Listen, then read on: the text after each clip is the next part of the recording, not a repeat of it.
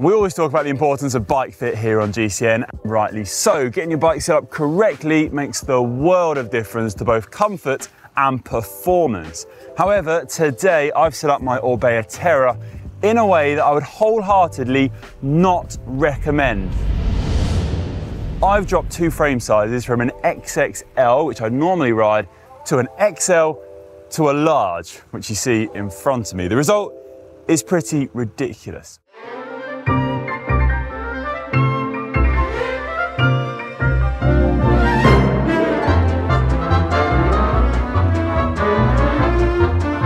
Why is this a bad idea? Will I be able to actually ride it? How will it handle? Let's find out. Just need to take these don't ride stickers off first. Mechanics left a few warnings with what I've done to this bike. This is over the max limit. Don't ride. I'm doing this so that you don't have to.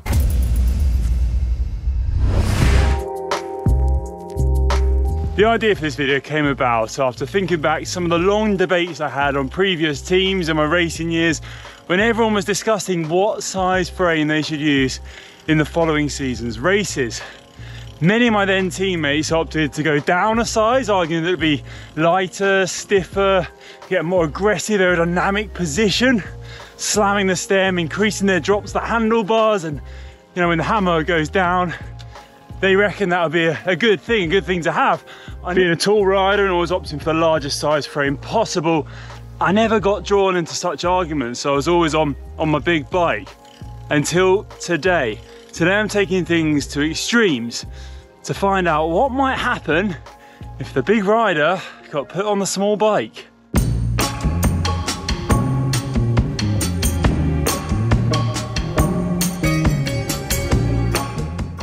This is probably not the best idea. My teammates always debated dropping 1 frame size, whereas I've dropped 2 frame sizes. The whole experiment is about showing why frame size is so important when selecting a bike. Now, the fact that I have dropped down those 2 frame sizes has presented a few big issues. First up, seat post. You can obviously see there is a huge amount showing. That's going to put a load of stress on the frame. It's not designed to have that much amount of seat post showing. That's why larger frame sizes exist. You don't have to have that big lever pushing from side to side. That's one thing I'm quite nervous of. I've had to make up for it by getting this big aftermarket mountain bike seat post. The other thing that you'll notice is the stem. So there's a 17 centimeter stem fitted to the bike.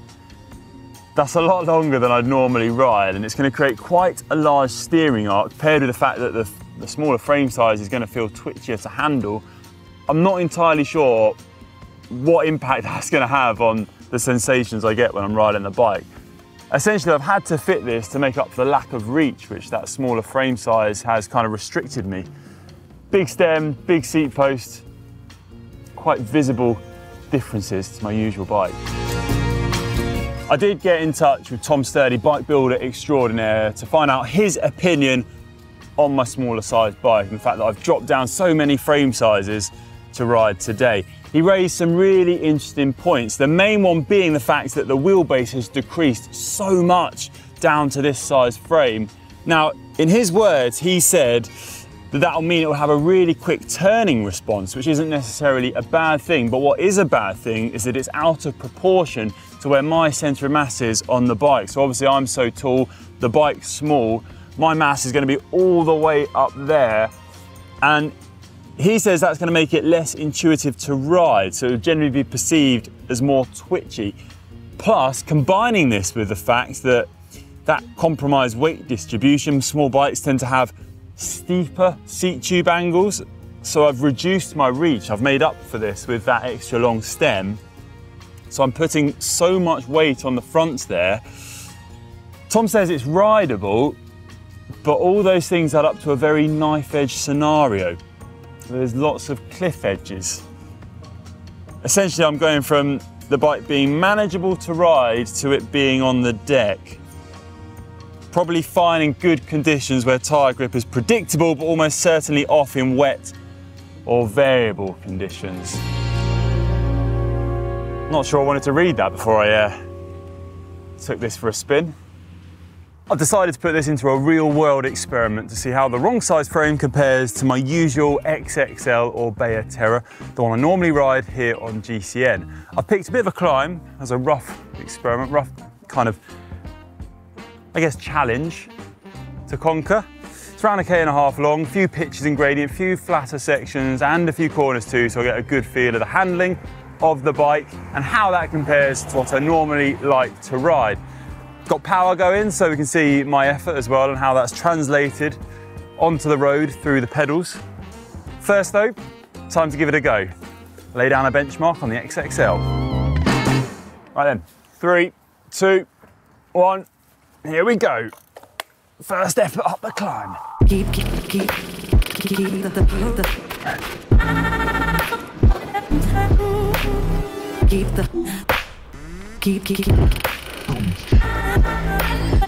Solid little gradient there, steep pitch. Just drove through it as hard as I could. Got a left-hander now, one final kick, right-hander, and then the finish to the line.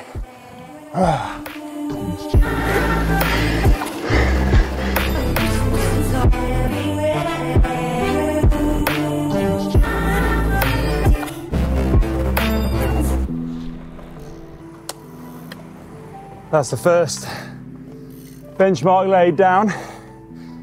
30K, bit of a tough climbing parts there. Super steep, tried to kind of drive it in the saddle as I normally would.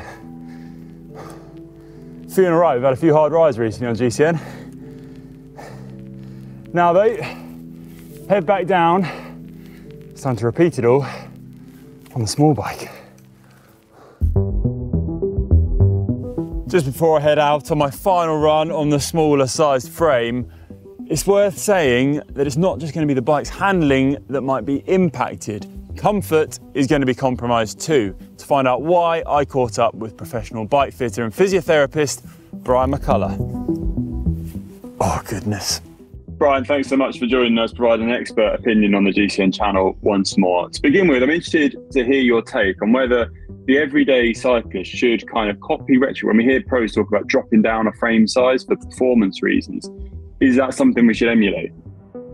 Well, I think most riders can probably fit on a couple of different frame sizes. Generally, I say you can fit on 2 different frame sizes, but probably the more important thing is what frame geometry you're choosing. So if the frame geometry is right for the activity that you want to do, or your flexibility or your capacity, then that will work. But it's probably more important to choose the right frame geometry. And then within that, we can start to adjust things like stem length, saddle position to still get a good fit on a different frame size. And why is frame size so important? What are your kind of main reasons why you need to get your frame size right? So the frame size is ultimately going to dictate where the contact points are. So in relation to one another, so that's the saddle and that's the handlebars and then the pedals as well. So while we can adjust between maybe a couple of different frame sizes, if we go too far beyond that, we're going to end up having to put either a really short stem to bring the reach back, or a really long stem to change it the other way, or move the saddle very excessively far forward or backwards. And this can make a massive difference in how the bike handles. So the designers of the bike might have designed the bike to work a certain way, but if we put really long or short stems, we'll change the handling at the front and the steering, and therefore the safety of the bike. And if we change the saddle position dramatically, it will change where our weight, our center of mass is positioned over the bike as well. Right then, time for run 2 on the small bike. I'm slightly nervous. I have just realised how long this stem actually is. I could literally fit a dinner plate on here for all my snacks. Either way though, time to give it a go. Wish me luck. 3, 2, 1, let's do it. Oh my gosh.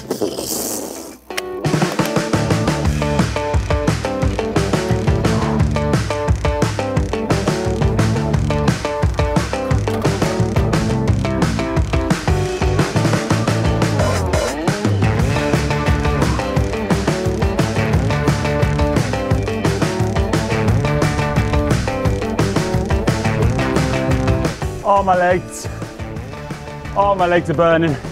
Just can't put the power down.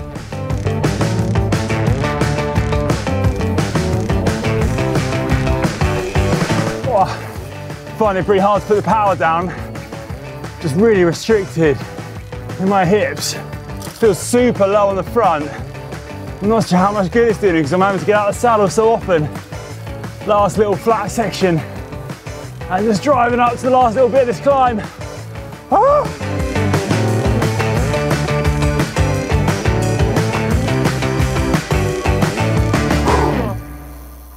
Oh. I'm not gonna lie, that was pretty horrible. Crazy I can feel the difference just by dropping down a few frame sizes. Going from how you'd like it to just feeling as if I was riding on a BMX. Even with the massive long seat post, so I still felt I was a bit off where I'd ideally like to be with my saddle height.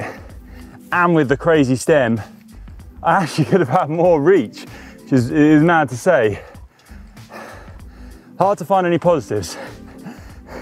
It was strange, like the steering and the handling on the corners. It's like pouring hot water on an ice cold smoothie. It was just total opposites. Really twitchy, the frame was twitchier, but with the long stem, it had this kind of sluggish feeling to it. So it was like contrasting effects. Quite hard to kind of describe what that felt like, bizarre. Right now though, I think I need to get back on my XXL and just pedal myself out a bit and recover. And let's just go through the results, the times, and draw some conclusions from this madness. So, on the large, I managed to do the course, get up the climb to the finish in 7.5 minutes. Power was 340 watts average. On the XXL, it was a whole minute quicker actually, 6.5 minutes, power 365 watts. So I got a good bit more out. And I think that was partly down to the fact that I was able to ride in the saddle so much more. On the smaller bike, I was just relying on getting out of the saddle because it was a big drop between the saddle and the handlebars, and it wasn't comfy to ride in. So I was kind of just having to get out of the saddle and push. Handling wise, quite weird having the handlebars so close to the wheel and also so far out. It was just like Tom Sturdy said, all my weight was pushed further forward to the point where it felt like I was almost sitting on the handlebars. I wouldn't have liked to put it through its paces on a real descent at speed in the wet. That would have been a proper no-no. I'd have avoided that at all costs. We kind of picked today's course, the climb, and gentle drags after the climb and pitches, just because I didn't really feel like pushing it too hard. It felt definitely on the limits of being too dangerous to ride. And it's reinforced my view that the XXL frame is the one for me.